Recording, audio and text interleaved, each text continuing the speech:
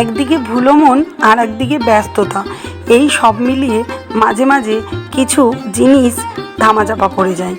এই ভিডিওটা বহুদিন আগে, বহুদিন বলতে রাখি পূর্ণিমার দিনের ভিডিও আগের দিন শেয়ার করেছি। মন্দিরে গেছিলাম, কিন্তু বাড়ির করা ভিডিওটা পুজোর দেওয়া হয়নি। আমি লাইভ করেছিলাম, কিন্তু ভিডিওটা গ্যালারিতে থেকেই গেছে। যখনই সামনে পেলাম তখনই শেয়ার করে দিলাম। কোনো না কোনো এক সময় আবার নিজেরই ইচ্ছা হলে দেখতে পাবো। এবারে রাখি পূর্ণিমার দিন ছিল সোমবার।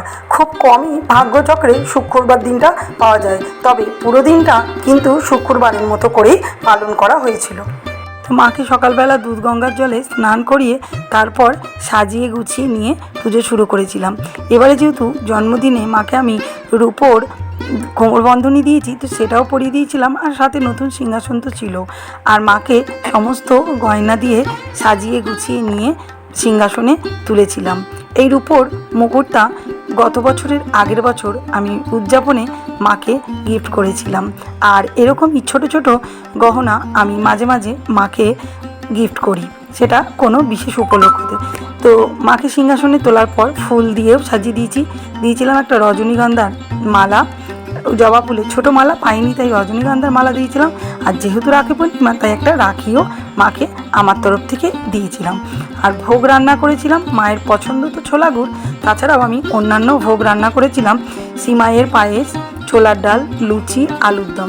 এছাড়া ছোলার শাকও দেওয়া হয়, কিন্তু ছোলা গাছ লাগানো হয়নি, তাই ছোলার শাকটা এবারে আর দেওয়া হলো না।